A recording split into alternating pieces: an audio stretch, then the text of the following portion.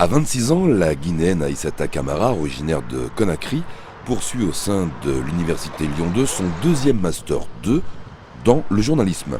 Son premier Master 2 ayant été acquis au Burkina Faso. En 2014, avant de quitter son pays pour poursuivre ses études à l'étranger, elle obtient une licence en droit des affaires. Mais sa voie réelle se veut vraiment être le journalisme.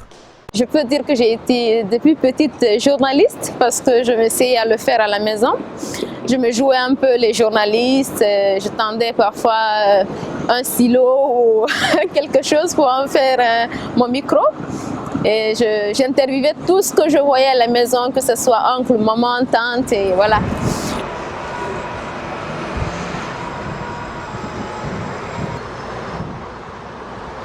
Fille d'un comptable et d'une maman médecin, son arrivée en France à Lyon s'effectue en janvier 2019 avec une bourse Erasmus+, et quelques tracasseries administratives.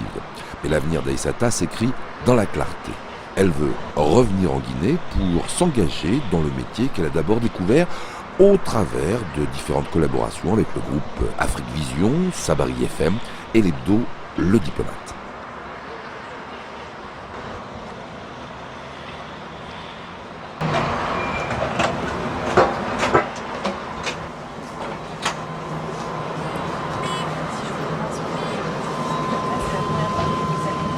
Je suis déterminée parce que je me dis qu'il y a en quittant, on sait tous en quittant qu'il y a un défi, enfin pas un seul défi, qu'il y a des défis. On a déjà connaissance de toutes ces choses, on sait qu'il y a des défis à relever et on vient ici à l'idée qu'après on puisse apporter ce qu'on a appris ici, qu'on puisse mettre à profit ce qu'on a appris ici au service de ce qu'on a laissé au développement de nos pays. Mais malheureusement, le retour n'est pas quelque chose qui se passe d'un coup de pouce chez beaucoup de gens parce qu'une fois là, ils se rendent compte qu'il y a plein d'opportunités qui se présentent à eux, qu'ils peuvent saisir et rester. Et c'est là tout le piège, parce que après ça se referme, ils n'ont plus la chance de pouvoir retourner faire ce pourquoi ils s'étaient vraiment prédestinés au départ. Mais moi, je me sens forte dans cette position-là parce que j'y crois. Je reste foncièrement optimiste. Je me dis que l'avenir, ce n'est pas demain, ce n'est pas après-demain, c'est maintenant. Et c'est maintenant, il faut vraiment le construire. Chacun de nous a quelque chose à apporter à cette édification ou à ce développement, que ce soit de la Guinée, en tout cas de l'Afrique. Réfléchie, ouverte, intelligente, Aïssata souhaite au travers de son travail, elle a entre autres un projet de 52 minutes sur la femme africaine, apporter une expression moderne et un nouveau regard dans le journalisme.